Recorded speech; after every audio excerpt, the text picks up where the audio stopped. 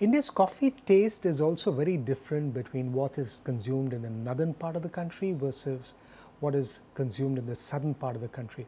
Now, how does Georgia ensure that the taste it delivers is consistent and meets the need of both of these kind of consumers?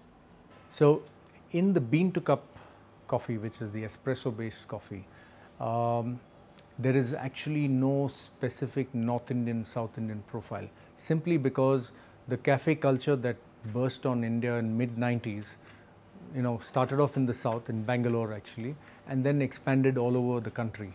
So when the cafes make their coffee, they also have a uniform taste pretty much across the country. So nobody wants, because at the end of the day, each cafe wants its taste profile to be unique across the country, right? Because that's what the consistency of that taste is what you're looking for. And therefore, the best way to do it is that you create awareness among your consumers. For example, you have consumers in the early days of Georgia when we were developing the products. I used to particularly go and sit in different cafes, right? And there were a couple of them around that brands at that time. And I used to actually go there, sit there and watch what consumers were asking for, right? People didn't know what Americano was, what espresso was. India exports quite a bit of coffee that it produces. Which are some of the bigger markets? And I understand Japan and maybe even in Italy does consume some of the Indian varieties of coffee. Italians like this coffee and pay a premium for it simply because it works well in an espresso. So the lessons we have learned from that is that if the Italians, who are the connoisseurs of espresso coffee, the birthplace of espresso, can appreciate what is good in a Robusta, then there's something that we need to learn from them.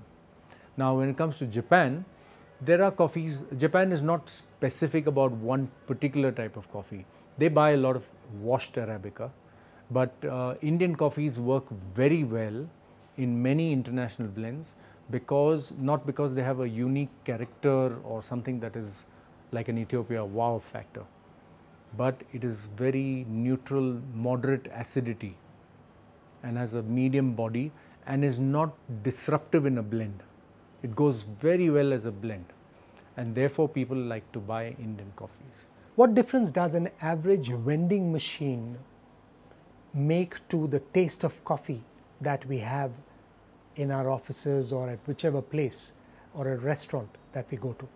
Now, in the Georgia taste, we have tried among all these things to actually try and give the closest to what we think is the representation to the South Indian filter coffee, which a lot of people in the north have tasted also, or rest of India, and appreciate.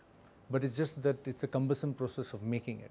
We thought that the blend that we created would not only be international in some sense, but also trigger the senses of those people who are familiar with South Indian filter coffee.